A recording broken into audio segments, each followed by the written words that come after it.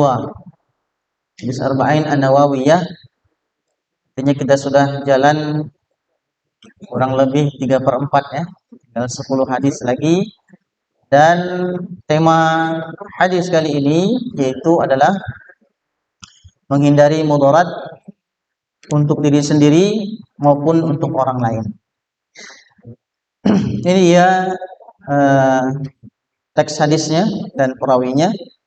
An Abi Sa'id Sa'd bin Malik ibn Sinan Al-Khudri radhiyallahu anhu anna Rasulullah sallallahu alaihi wasallam qala la darara wa la dirar. Cuma itu aja hadisnya. La darara wa la dirar. Itu ada cuman isinya. Pendek ya. Kan tetapi nanti di sana banyak sekali mencakup hal-hal yang mungkin masuk dalam kategori ya, isinya hadis-hadis terkait dengan masalah fikih. Hadisun hadis hasan ini rawahu Ibnu Majah wa Darqutni wa ghairuhuma musnadan wa rawahu Malik fil Muwatta mursalan, juga diriwayatkan dalam kitab Imam Malik, dalam kitab Muwatta. An Amri ibni Yahya an abihi an Nabi sallallahu alaihi wasallam ya, fa asqata Aba Sa'id wa lahu turukun yuqawi ba'daha ba'dan. Dan ini riwayatnya banyak sehingga riwayat yang satu dengan yang lainnya itu saling menguatkan. Baik, berikut kita akan sampaikan singkat sebagaimana yang kami dapatkan dari beberapa tafsirah tentang perawi hadis ini. Beliau kita lebih kenal dengan namanya Abu Sa'id Al-Khudri ya. Kalau kita panggil nama lengkapnya tadi mungkin kita tidak begitu mengenal, tapi kalau kita sering mendengar nama Abu Sa'id Al-Khudri ini banyak sekali hadis-hadis yang diriwayatkan oleh beliau ya. Nah, beliau ini Sa'ad bin Malik bin Sinan. Nah, kalau disebutkan namanya ini mungkin kita tidak terbiasa ya, atau mungkin kita asing mendengar nama ini. Tapi kalau dengan Abu Sa'id Al-Khudri kita biasa mendengarnya. Kemudian beliau adalah nasabnya bersambung dengan Khudrah bin Auf Al-Haris bin Al-Khajraj ya. Jadi beliau adalah keturunan orang Madinah yang kita kenal dengan suku ya, Khajraj. Kemudian ayahnya Malik bin Sinan, beliau syahid dalam perang Uhud. Dan beliau lahir 10 tahun sebelum hijrah ya, artinya ketika Rasulullah wafat ya, 10 tahun sebelum hijrah berarti 10 tahun kemudian di Madinah Rasulullah SAW berusia 63 tahun. Artinya beliau ketika dalam perang Uhud itu usianya baru 13 tahun ya, 13 tahun. Dan pada waktu itu beliau sama juga dengan Umar bin Khattab, Abdullah bin Umar belum diizinkan untuk berperang karena masih kecil ya. Jadi beda generasi. Mereka zaman dahulu sudah pada level ingin mati syahid umur 13 tahun. Kalau anak-anak kita ini berarti SMP lah. Anak SMP ya. Main mati syahid juga, mati sangit. Main Free Fire, main PUBG Mobile, mati juga mati dalam game. Anak-anak kita. Jadi ya Allah yang mengeri ya. Bukan mengeri. Luar biasa sekali. Nah, mereka di umur segitu sudah pada sampai pada level ya, wal jihad fi sabilillah asma amanina. Cita-cita tertinggi mereka. Masih kecil ya. Masih kecil. Nah, generasi yang luar biasa ya. Kemudian tapi dalam perang Ahzab beliau ikut sampai perperangan berikutnya. Nah, beliau ini ulama di kalangan sahabat ya, di kalangan para sahabat dan mufti di Madinah. Ulama di zamannya. Sahabat yang meriwayatkan hadis dan dalam riwayat disebutkan 1170 hadis. Banyak ya hadis yang diriwayatkan beliau. Jadi makanya enggak asing nanti kalau ketemu dengan An Abi Sa'idin Al-Khudri. Wafat pada tahun 74 Hijrah dan dimakamkan di Baqi'. Ya, kita masuk kepada kedudukan hadisnya. Nah, pertama bahwa hadis ini merupakan hadis sebagai poros hadis tentang fikih ya. Ini kategorinya hadis yang bisa dijadikan poros sebagai hadis fikih. Bahkan Abu Daud mengatakan hadzal hadis minal ahadits allati yaduru 'alaiha al-fiqh. Hadis ini kata Abu Daud bahwa hadis yang dikategorikan sebagai hadis yang di sana berputar atau pengambilan dalil tentang permasalahan-permasalahan fikih. Nah, maka nanti kita akan temukan bahwa di dalam hadis-hadis yang dipilih oleh Imam An-Nawawi ini itu ada hadis-hadis yang kita pernah pelajari, hadis tentang masalah akhlak ya. Hadis tentang masalah akhlak. Misalnya tentang bertetangga. Man yu'minu billahi wal yaumil akhir wal yukrim dhaifahu wal yukrim jarahu ya, dan berikutnya dan hadis-hadis yang lainnya. Nah, itu juga kita pelajari tentang bagaimana bermuamalah dengan orang lain, bagaimana bermuamalah tentang masalah hudud dan lain sebagainya.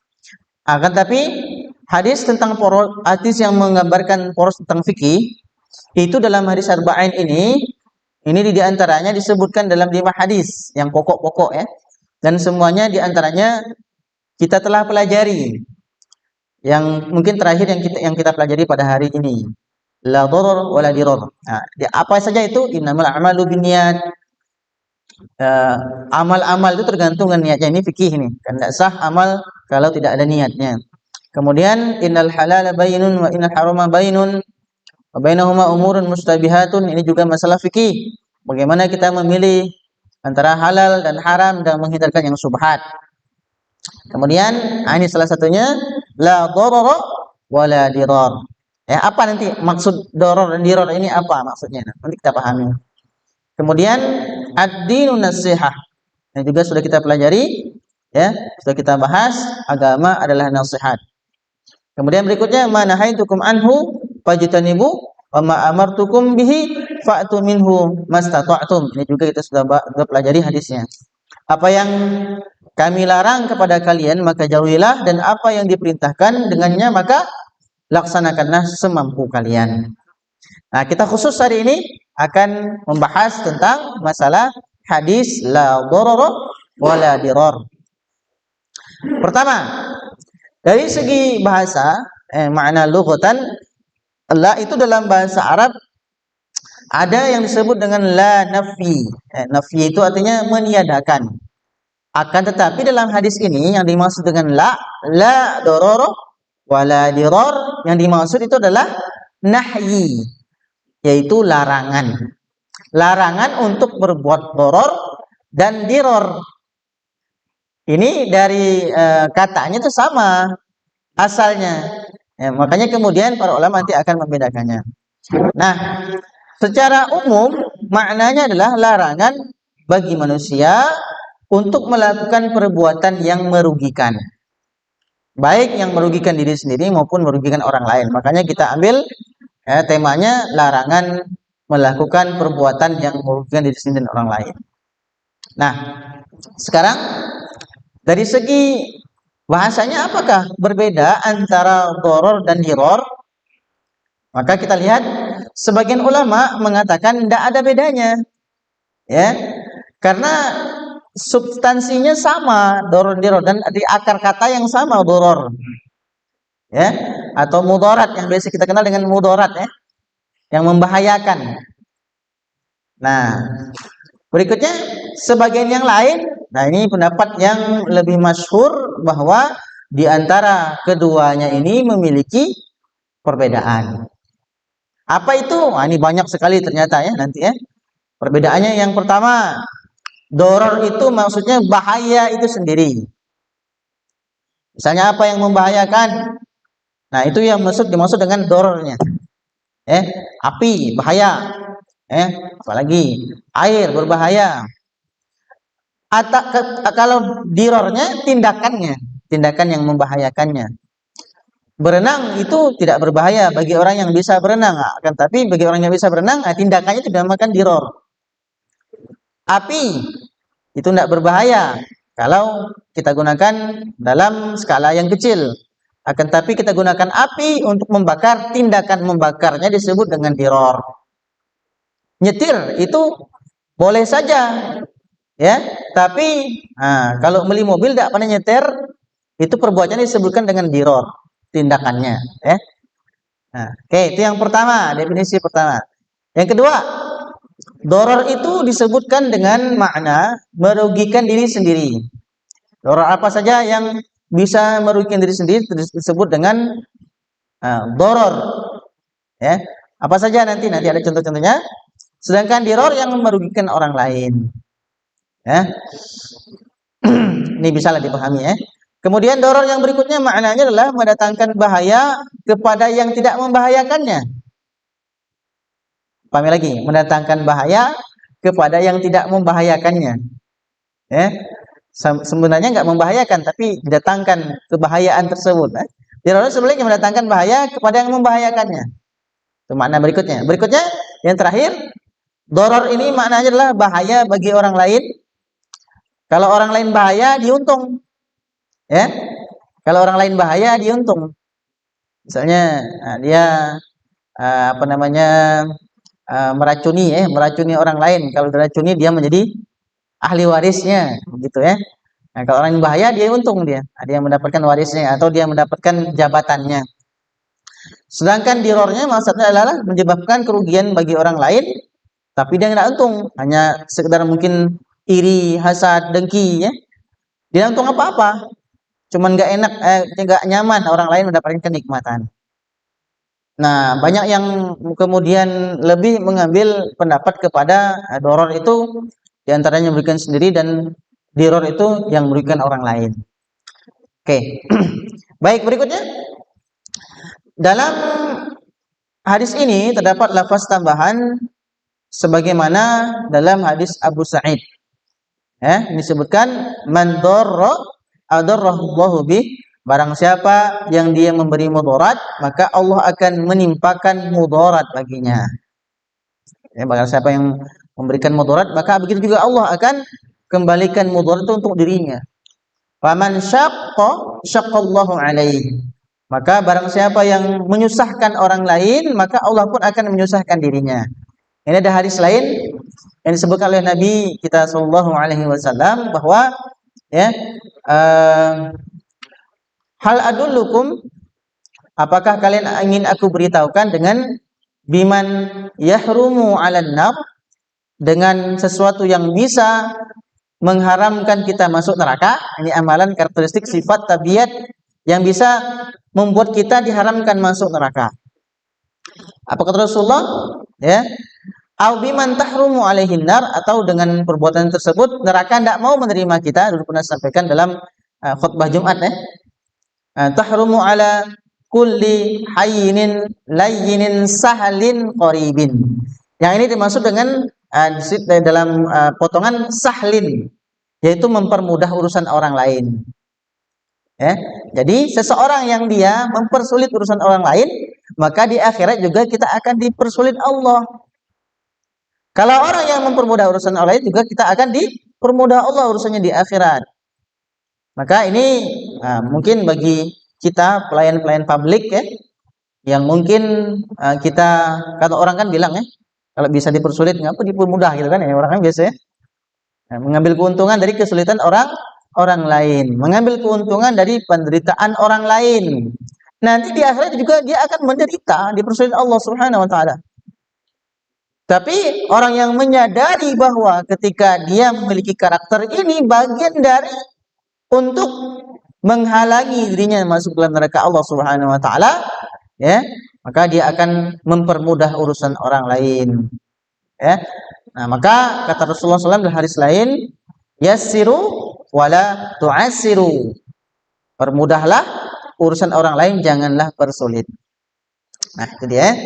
Jadi mendatangkan mudarat baik kepada diri sendiri dan orang lain tidak diperkenankan oleh syariat.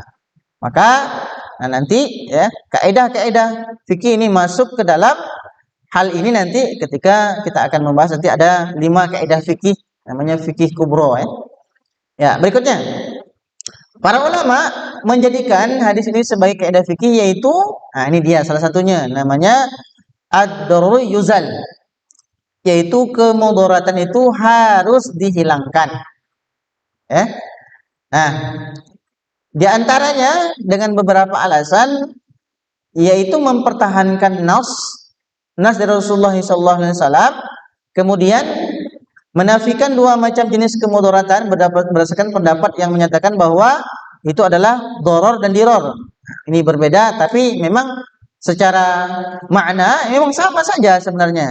Baik dia diror sama dengan doror atau doror sama dengan diror, itu sama aja. Cuma nanti mungkin yang membedakan ketika para ulama, nah bisa untuk lebih mengembangkan makna secara bahasa, makna secara fikih, yang kemudian bisa kita tarik beberapa pelajaran di dalamnya. Kemudian berikutnya juga mencakup usaha preventif terhadap mudarat yang akan terjadi dan upaya penanggulangan terhadap mudarat yang telah terjadi. Nah, di antara 5 kaidah pokok fikih yang dimaksudkan dalam hadis ini, yang ini adalah salah satunya, adalah disebut dengan qawaid fiqhiyah al-kubra namanya. Ini yang pertama. Jadi nanti kalau ada sesuatu perkara di zaman-zaman terbaru ini atau zaman kontemporer yang nanti memang belum didapatkan pendalilannya, baik secara dalil Al-Quran, hadis, qiyas, dan lain sebagainya, maka nanti akan kembali kepada kaidah 5 ini yang dirumuskan para ulama ini. Apa saja itu? Ini dia. Yang pertama namanya al-umuru bimaqasidiha. Ini yang maksudnya adalah perkara-perkara itu sesuai dengan maksudnya. Kalau ini dia sama dengan hadis yang pertama, innamal a'malu binniyat. Yang pertama. Yang kedua, ketiga, keempat, dan kelima, al-yaqinu la yuzalu bisyak. Keyakinan itu tidak akan bisa dikalahkan oleh keraguan-raguan. Nanti ketika mendapatkan suatu perkara yang meragukan gitu yang belum ada pendalilannya, atau kita sudah mencari dalilnya tapi masih berkhilaf, masih khilafiyah, dan kita belum yakin dengan mana yang kita yakini, maka nanti bisa kembali kepada kaidah fikih ini. Kemudian al-masyaqqatu tajribu taisir. Sebuah kesusahan nanti dia akan melahirkan kemudahan. Innama ma'al usri yusra. Kemudian ini ya ad-dararu yuzal. Kemudaratan itu harus dihilangkan. Yang kemudian yang kelima namanya al-'adah muhakkamah. Seringkali kalau para ustadz itu kalau nggak bisa menjawab sebuah pertanyaan menggunakan qawaid fikih kubro ini. Misalnya pertanyaan-pertanyaan yang memang seperti ini, misalnya sering dipakai al-'adah al-muhakkamah. Misalnya di sebuah daerah misalnya ada sebuah ketentuan yang tidak melanggar syariat, tentunya hukum yang ditetapkan karena sebuah adat yang dijadikan hukum. Misalnya seseorang di sebuah tempat tertentu dia dalam menentukan maharnya itu berbeda-beda misalnya. Dan ini memang tidak melanggar syariat kan, memang sebaik-baik perempuan adalah perempuan yang paling murah maharnya kan. Akan tetapi karena berbagai macam pertimbangan dan memang sudah ada di sana dan tidak melanggar syariat, ini jadikan sebuah hukum di sebuah daerah. Nah, itu tidak apa-apa, al-'adah al-muhakkamah. Coba misalnya kalau di sini, saya dulu pernah ditanya dulu di Lampung pernah begini, orang di sana tuh punya pohon coklat, pohon coklat. Jadi kalau udah segera dipanen, itu ada orang yang ngambil gitu, diambil orang lain. Kira-kira di sana itu jadi sebuah hukum atau tidak? Sebab itu nggak jadi hukum dikarenakan emang orang yang punya itu nggak ridho gitu ya. Tapi misalnya kalau ada sebuah batang pohon punya umum misalnya di tengah lahan pemerintahan misalnya, itu boleh nggak kita masyarakat awam mengambil misalnya batang rambutan deh misalnya, di tengah tempat yang ditanam punya pemerintah, misalnya kan, itu kan berarti milik bersama. Boleh nggak kita ngambil? Nah, kalau pemerintah setempat mengeluarkan adat muhakkamah, boleh mengambilnya, maka itu jadi sebuah hukum yang ditetapkan dalam sebuah adat daerah dan boleh. Tapi kalau misalnya di sebelah Masjid Nurul Huda ada batang mangga, ini musim mangga berbuah kan, balik-balik menjuluk, melimpar pakai sendal, pakai sepatu kan, boleh nggak? Nggak boleh itu. Jadi adat Pak, adat apa itu? Maling namanya. Kalau dulu kita naik motor truk, truk misalnya musim rambutan, wah kan lebarannya, wah ambil, nah makan, nyaman makan kan, nyaman-nyaman makan. Di akhirat kan orang yang punya rambutan kan datang ke kita. Ingat-ingat nggak itu? Ingat ya? Saya dulu punya juga soalnya. Masih kecil ya, belum tahu kan, belum pernah belajar yang kayak gini, yang belum pernah mondok kan. Nah, jadi hal-hal tersebut, nah ini udah jadi hukum, ya, jadi hukum. Nah, makanya kita banyak-banyak bertobat sekarang, kita banyak-banyak beristighfar dengan dosa-dosa yang mungkin kita tidak bisa mengembalikan, ya. Akan tapi kita banyak dengan amal soleh yang lain. Oke, kita kembali ke atas dengan ad-darur yuzal. Nah, darurat apa saja yang harus kita jaga? Ini adalah penjelasan ulama. Ad-daruriyatul khams, ada 5 hal darurat yang kita bisa pertahankan. Datang dari Quran dengan banyak dari ayat-ayat yang terkandung di dalamnya berbagai macam hal-hal yang merupakan darurat, yang mudarat, yang harus kita jaga, yang disebut dengan daruriyatul khams, 5 masalah darurat yang Allah Subhanahu wa taala menjadikannya sebagai sebab untuk kita menjaganya untuk kemaslahatan manusia. Dan kebaikan untuk semua orang. Misalnya diantaranya yang disebutkan dengan 5 hal ini yang harus kita jaga. Apa itu? Pertama, hifdzuddin, menjaga agama. Suatu hal yang kemudian dia bisa menghancurkan agama, menodai agama, maka sudah menjadi tanggung jawab kita orang Islam untuk menjaganya. Baik orang mau merubah hukum Islam, melegalkan minuman keras, melegalkan perzinahan misalnya, melegalkan homoseksual misalnya, yang viral kemarin, itu kita harus jaga, melegalkan misalnya tempat-tempat kemaksiatan, kita orang Islam harus menjaganya dengan beberapa kaidah, yang tentunya kalau bisa dengan kekuatan, dengan tangan, tidak bisa dengan lisan, kalau tidak bisa dengan hati. Bagi yang memiliki kekuatan, power, maka dia harus menjaganya dengan tangannya. Hifdzun nafs, menjaga jiwa. Makanya orang yang dia meninggal karena menjaga jiwanya mati syahid.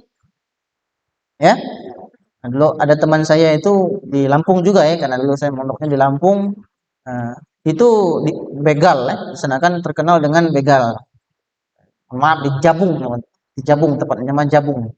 Itu kalau lewat tuh, waduh, jangan malam-malam, itu diiringi dengan beberapa dengan senjata api, dengan dia enggak sungkan-sungkan dia kalau nebas benar. Gitu kan, mikir-mikir dulu, dia nebas benar. Nah, dia naik motor. Nah, itu karena dia menjaga mungkin dia nggak mempertimbangkan, nanti kita ada bahas ini.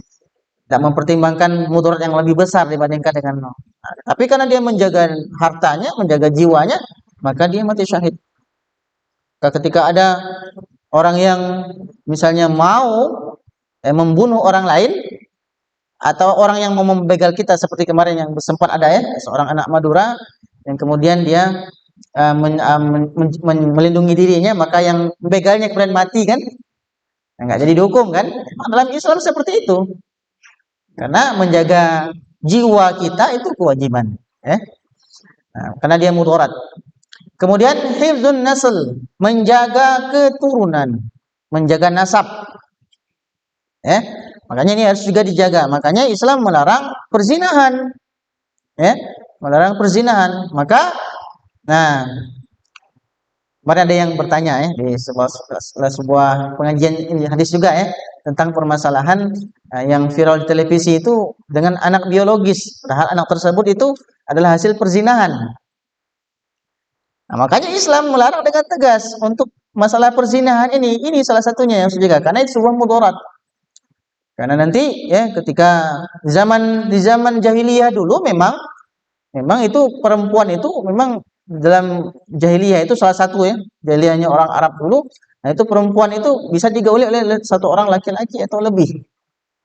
Maka Islam datang untuk menyempurnakan itu. Kemudian hifdzul mal, menjaga harta, juga menjadi sebuah mudarat bagi kita, dan hifdzul aql, menjaga akal, menjaga pikiran. Maka hal-hal yang bisa merusak akal kita, baik bentuknya narkoba, minuman keras, itu mudarat, harus dihilangkan.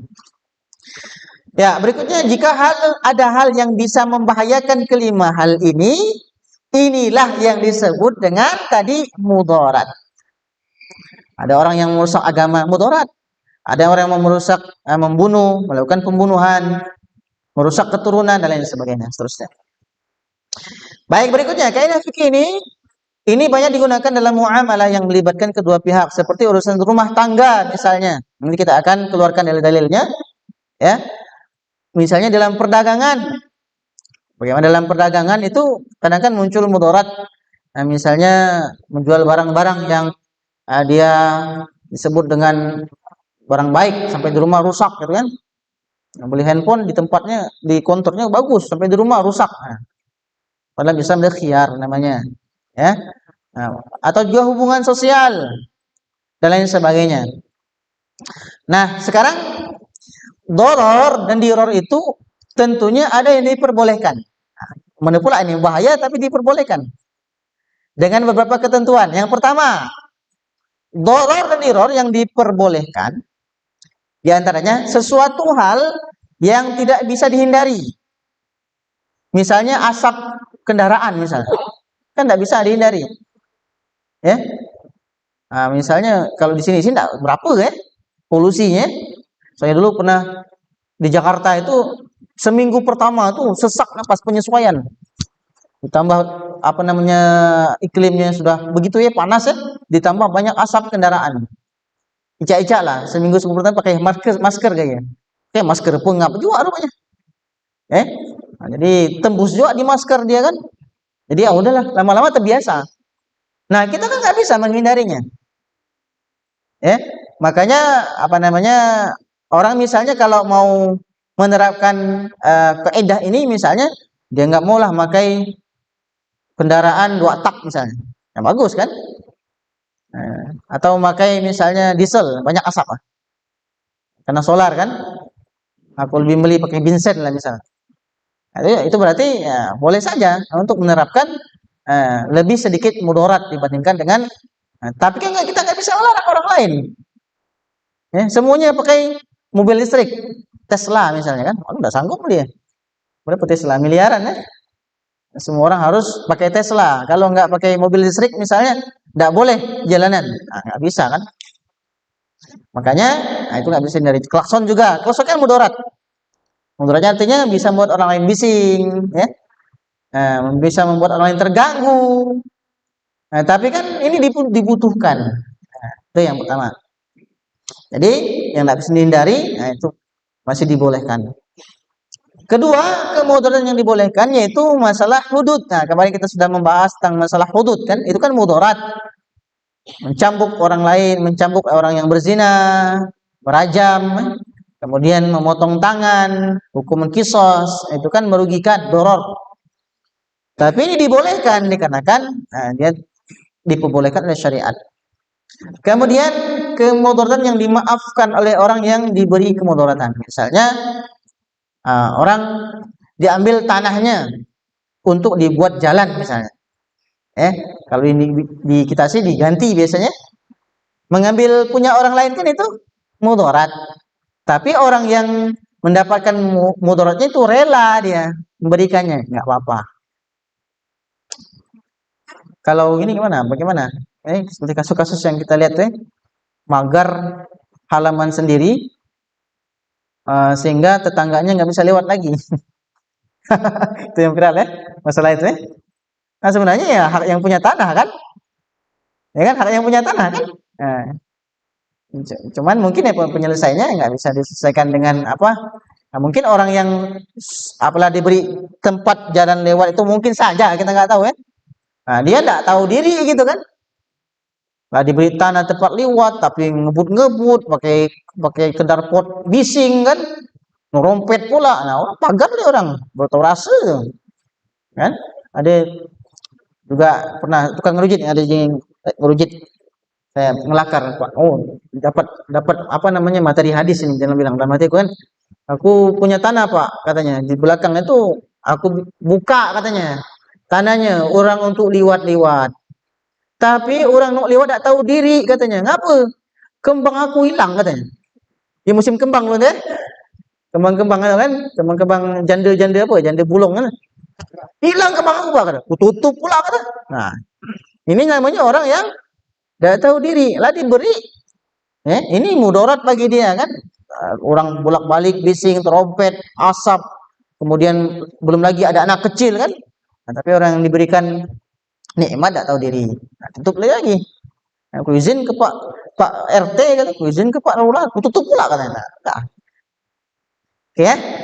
Nah, ini beberapa dalil yang kita bisa lihat di Al-Qur'an terkait dengan permasalahan dharar ini.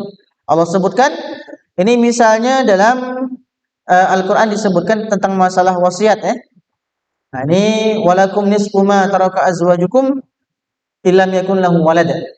Ini yang saya merahkan mim ba'di wasiyati yusa biha aw dainin ghairu mudhar. Itu yang ghairu mudhar ya.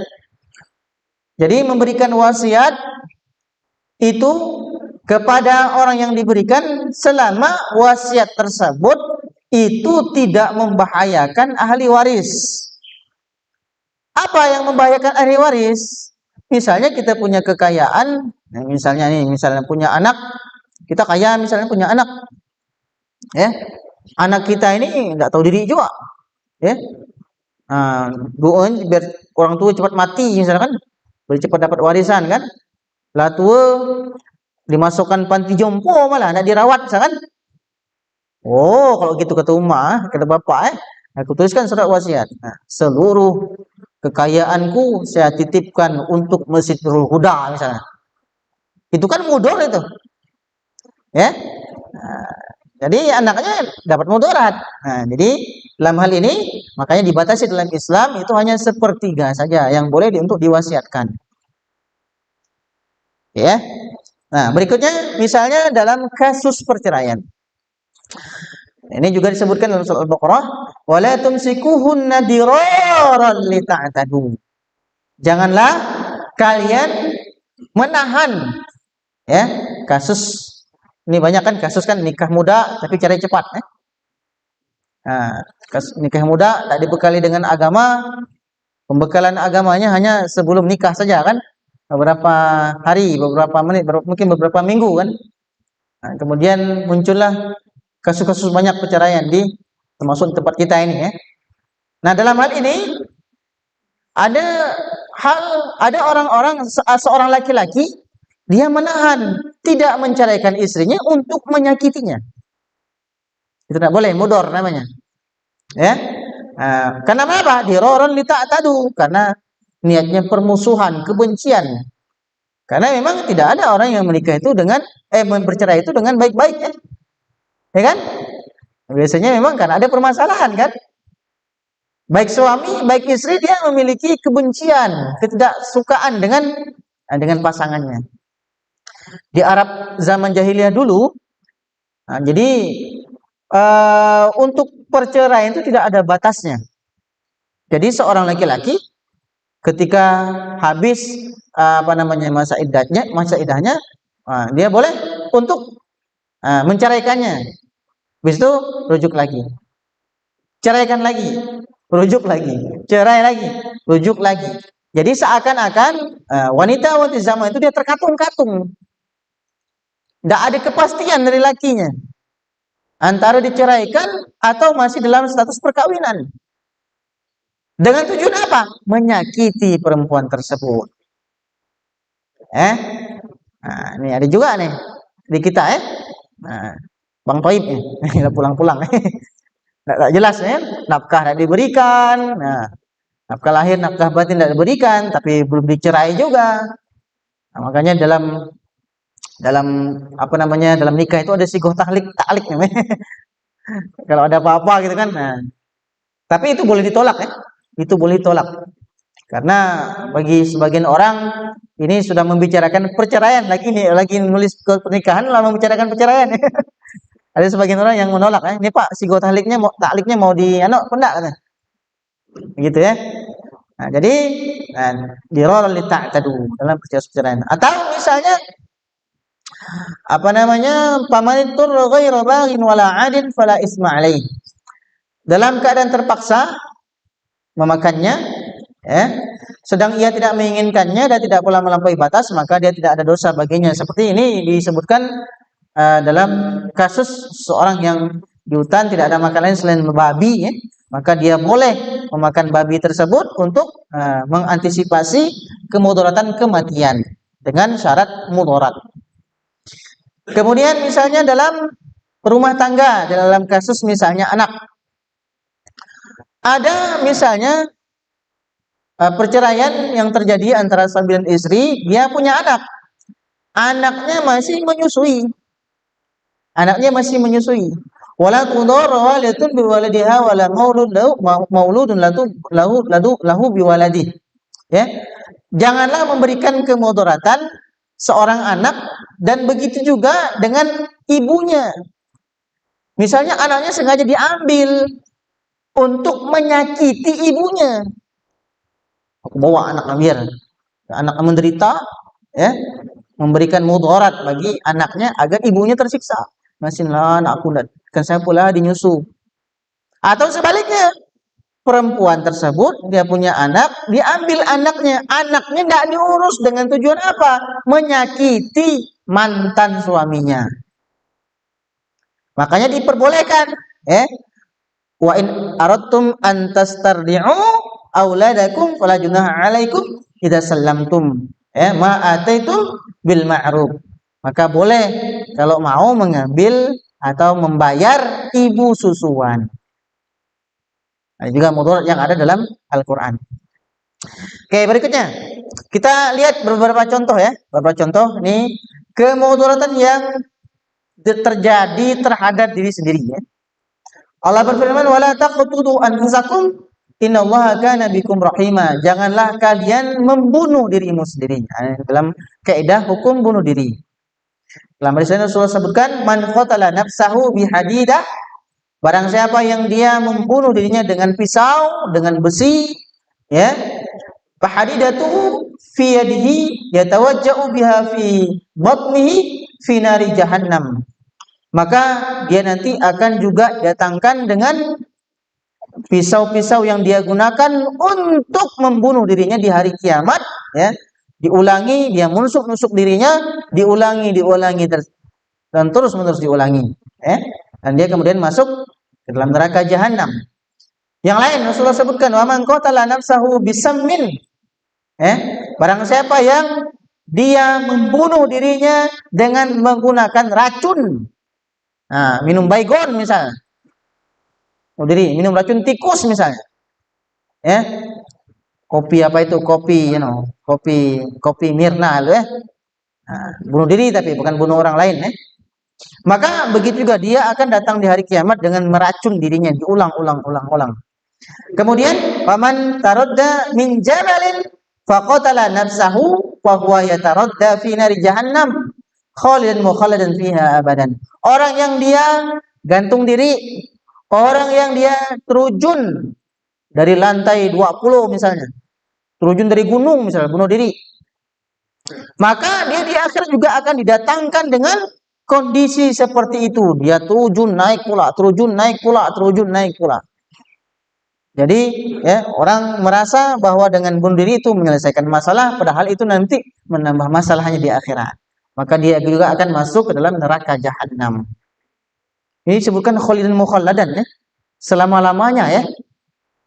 Nah, kita kan tahu ya, kalau misalnya orang yang dia masih Islam, akan tapi dia melakukan perbuatan dosa, dibersihkan dosanya, dia masih bisa masuk surga ya. Tapi disebutkan Nabi khalidan mukhaladan, kekal abadi di neraka. Jangan bunuh diri ya jadi ya. Jangan bunuh diri ya. Nah, jadi salah-salah diri. Nah, ini mohon maaf nih ya. Nah, ini saya sampaikan ini karena bagian dari ilmiah hadis ini, kemudian terhadap diri sendiri mengkonsumsi sesuatu yang membahayakan. Nah, pertama narkoba, jelas. Yang kedua mohon maaf nih, yang merukuk nih, yang ngerokok ini terpaksa disampaikan nih. Nah, yang ada tersinggung nendak lah, nggak apa. Nah, ngerokok. Nah, karena dia menimbulkan mudarat, mudarat. Apa namanya? Tadi saya share di Facebook. Apa namanya? Suami istri lagi ngelakar berdua.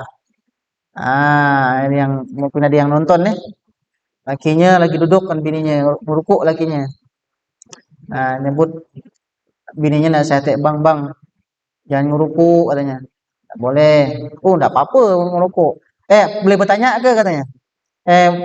Minta satu permintaan, satu permintaan. Kata laki ya, kau boleh minta apa saja, asalkan jangan melarang saya untuk berhenti merokok. Katanya. Apa permintaan bininya? Bang, uang ke aku merokok katanya. Kata bini ya, udah aku uang kata laki ya. Rokok itu bahaya. Nih lihat nih, lihatkan bungkus rokoknya. Merokok dapat menyebabkan hipotensi, gangguan kehamilan dan janin. Merokok membunuhmu katanya. Kata laki ya. Enggak apa-apa lah. Ini ikan minyak kuang katanya. Aku nak merokok juga katanya. Nah, gitu katanya. Dulu pernah ada, tapi sumbernya kita perlu kaji lagi ya. Saya pernah membaca ternyata batang, mohon maaf ini ya, yang ngerukuk enggak apa-apa ngerukuk. Kalau masih sampai hukumnya makruh kan. Tapi ini kan mudarat ya. Nah, kalau mau lebih enak lagi dalam beragama, kita tinggalkan merokok. Jadi ada sebuah kitab, tapi kita perlu cari lagi keabsahan sumbernya. Jadi pohon tembakau itu katanya bersumber dari air kencing iblis. Yang disap orang merokok itu air kencing iblis. Nah, itu satu. Kedua, dulu pernah saya mendengar seorang ustadz ceramah. Ada sebuah perkebunan di Riau gitu ya. Jadi perkebunan sayur gitu. Kemudian datang gerombolan babi. Gerombolan babi menghabisi semua kebun, menghabisi semua sayur-sayuran itu. Kecuali satu pohon yang tidak dimakan daunnya, yaitu daun tembakau. Ternyata dalam dunia babi tembakau haram juga rupanya. Jamaah boleh bisa lihat ya di YouTube nanti di YouTube lihat begini. Baru ini saya ngerti, baru paham saya. Jadi ada seorang peruqyah, ngeruqyah orang yang kerasukan. Ngeruqyah orang kerasukan. Jadi dia bertanya, apa yang engkau sukai? Kata orang peruqyah ini, bahasanya kalau saya begitu. Yang aku sukai kata jin itu yang ini jin sebenarnya yang diukai itu yang berbicara. Yang aku sukai asap rokok katanya. Kata jin itu. Jadi ketika orang ngerukuk itu kata dia akan aku berikan ide-ide baru katanya. Orang cari ide kan ngerukuk. Jadi ide kan, dapat ide kan kata. Ya. Baru itu aku paham ternyata asap rokok itu makanan jin. Baru terkeluduk aku. Kenapa bapak-bapak kita dulunya kalau masuk WC pasti ngerokok? Iya kan? Nyambung kira-kira. Jadi jin lu misi kan. Itu tahan ngulak itu. Masuk WC enggak mau rukuk, tahan ngulak, ambil rukuk dulu. Kepui. Alasannya ngusir kekap, ngusir nyamuk katanya. Baru paham saya. Kan WC kan tempatnya tinggal jin kan? WC kan tempat tinggal jin. Makanya ketika orang rukuk di WC itu, nah makanya dia beri makan jin. Hahaha, kata kawan wah saya katanya. Asap-asap kan gitu. Antum boleh bisa lihat nanti ya. Makanan cari di YouTube, makanan jin asap rokok. Itu jin sendiri yang bilang. Nah, jadi ini saya sampaikan dengan sedikit agak melucu ya biar antum semua tidak tersinggung. Kalau antum tersinggung yang merasa silahkan, tak apa-apa. Ya. Nah, saya mau menyampaikan permasalahan ilmiahnya saja. Oke, baik. Berikutnya sudah masuk isya ya. Kita lanjutkan insya Allah di pertemuan yang akan datang. Insya Allah kita akan lanjutkan karena waktunya sudah habis. Mohon maaf kalau ada perkataan dan ucapan yang kurang berkenan, kepada Allah kami mohon ampun karena khilafan kami pribadi dan kurangnya ilmu yang kami miliki. Wallahu muwaffiq ila aqwamit thoriq. Assalamualaikum warahmatullahi wabarakatuh.